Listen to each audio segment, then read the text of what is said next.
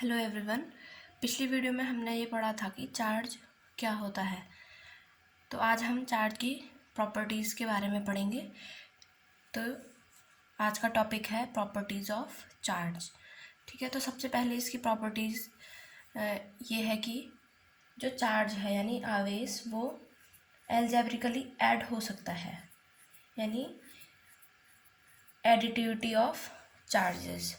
तो चार्ज की पहली प्रॉपर्टी क्या है? Additivity of charge. ठीक है, इसमें क्या आता है कि charges can be added algebraically.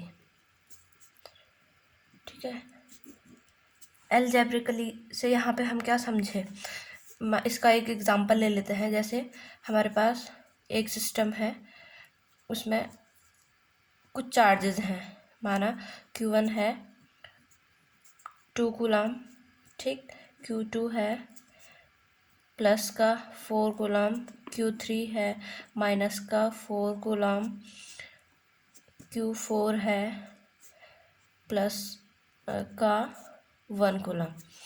तो हम देखेंगे कि सिस्टम में टोटल चार्ज कितना है, तो हम इसको ऐड करेंगे।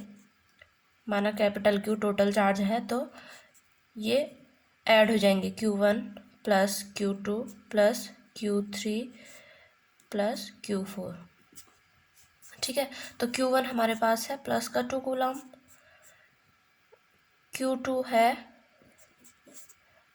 प्लस 4 कूलम, Q3 है माइनस का 4 कूलम, एंड जो Q4 है वो है प्लस का 1 कूलम। ठीक है, तो इसमें क्या करेंगे, एल्जेब्रिकली जब ऐड करते हैं तो चार्ज को उसके साइन के साथ ऐड करते हैं, यानी चार्ज पॉजिटिव है तो उसमें पॉजिटिव और निगेटिव है तो निगेटिव साइन लेते हैं। ठीक है, तो ये हो गया 4 plus 2 plus 4 plus minus minus 4 plus 1, तो ये कैंसिल और ये टोटल चार्ज आया हमारा 3 कूलम पॉजिटिव। ठीक है, तो एल्जेब्रिकली का मतलब समझ गए कि चार्ज को जब ऐड करते हैं तो उसके साथ उसके साइन, यानी वो पॉजिटिव चार्ज है या नेगेटिव चार्ज है, उसके साथ उसको ऐड करते हैं। अब इसकी जो नेक्स्ट प्रॉपर्टी है वो है क्वांटाइजेशन। Quantization of charge. इसमें क्या होता है कि जो चार्ज होगा या आवेश जो है वो कैसे एग्जिस्ट करता है, इंटीग्रल मल्टीपल ऑफ इलेक्ट्रॉन, यानी इलेक्ट्रॉन के पूर्णांक के रूप में होता है।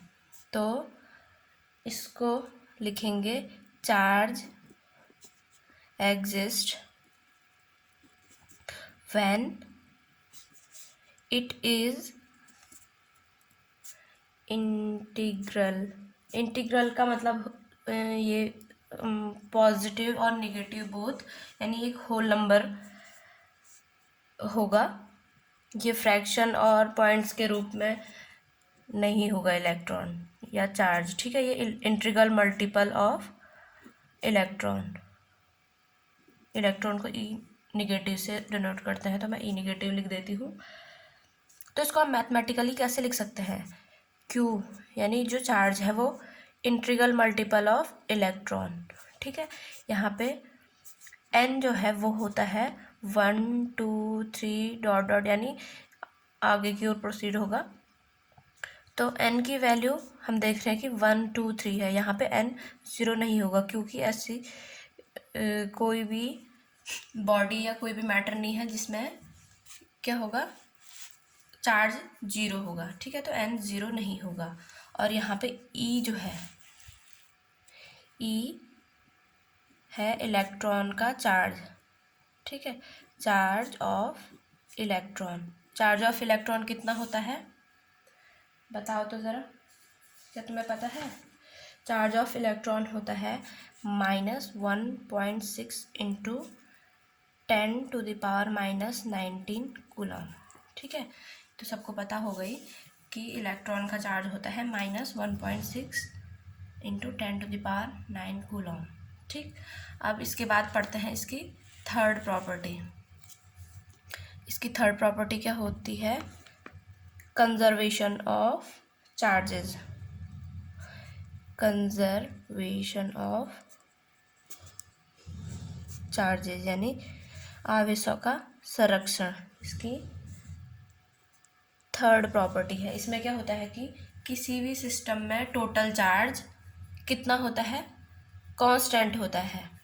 ठीक है, चाहे वो चार्ज एक बॉडी से दूसरी बॉडी में ट्रांसफ़र हुए हो या दूसरी से पहली में, तो जब भी दोनों में आपस में चार्ज ट्रांसफ़र होगा उन दोनों का टोटल चार्ज हमेशा कांस्टेंट ही रहेगा। तो इसमें आता है टोटल चार्ज रिमेन कांस्टेंट। ठीक, हम इसको एक एग्जांपल से समझ सकते हैं। जैसे माना कोई बॉडी ए है और ये बी, इसमें पहले +5 चार्ज था, इसने इसको ट्रांसफ़र कर दिया तो इसमें भी 5, माना इसने इसको 2 इलेक्ट्रॉन दे दिए। ठीक है, तो इसमें माइनस का चार्ज आ गया क्योंकि इसने इसको ट्रांसफ़र किया है। इसमें माना पहले 5 था तो अब ये कितना हो गया? 7। इसमें निगेटिव चार्ज आ गया। दोनों में पहले 5-5 इलेक्ट्रॉन थे। तो अगर हम पहले देखें तो पहले टोटल चार्ज कितना था जब चार्ज ट्रांसफ़र नहीं हुए थे? टोटल चार्ज था 10 कूलम। अब हम जब चार्ज ट्रांसफ़र हो गए उसके बाद देखें तो इसमें रह गए 3 इलेक्ट्रॉन और इसमें हो गए 7 इलेक्ट्रॉन। ठीक, तो अब अगर हम टोटल चार्ज देखें तो ये भी टोटल चार्ज लास्ट में भी कितना है? 10 कूलम। तो total charge remain constant during the process. ठीक, तो कंजर्वेशन ऑफ चार्जेस हम समझ गए हैं क्या होता है। ये थी चार्ज की प्रॉपर्टीज़। अब इसके बाद एक छोटा सा टॉपिक और आता है, वो है charge and mass relation. Charge and mass relation.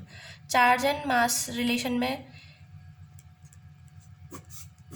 क्या होता है कि क्या जब एक बॉडी से दूसरी बॉडी में चार्ज ट्रांसफ़र होता है, ठीक, तो क्या इसमें मास भी ट्रांसफ़र होता है? होता होगा या नहीं होता होगा? चलो बताओ। हाँ, ठीक है, इसका आंसर है हाँ, यस। माना कोई बॉडी ए, ये बी है, अगर इसने इसमें चार्ज ट्रांसफ़र किया, ठीक, तो इसका मतलब इसका कुछ मास भी ट्रांसफ़र हुआ होगा।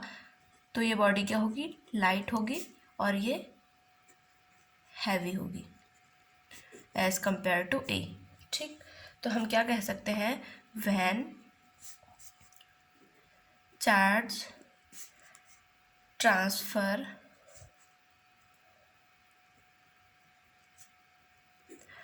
मास ट्रांसफ़र इटसेल्फ, यानी जब जो चार्ज है वो एक बॉडी से दूसरी बॉडी में ट्रांसफ़र होगा तो इसका मास भी ट्रांसफ़र होगा। ठीक, तो समझ में आ गया कि चार्ज एंड मास रिलेशन क्या होता है। चार्ज के ट्रांसफ़र होने से किसी बॉडी में उसका मास भी ट्रांसफ़र होता है। ठीक है, यहाँ पे हमें पता है जैसे इलेक्ट्रॉन का चार्ज होता है माइनस, इसमें चार्ज होता है 1.6 इंटू 10⁻⁻19 कूलम। ठीक, और प्रोटॉन का कितना चार्ज होता है? इसका भी सेम होता है लेकिन साइन इसका पॉजिटिव चार्ज होता है। ठीक है, 1.6 इंटू 10⁻⁻19 कूलम। न्यूट्रॉन, ये तो न्यूट्रल है, इसको N0 से इसलिए डिनोट करते हैं, यानी इसमें चार्ज कितना है? 0।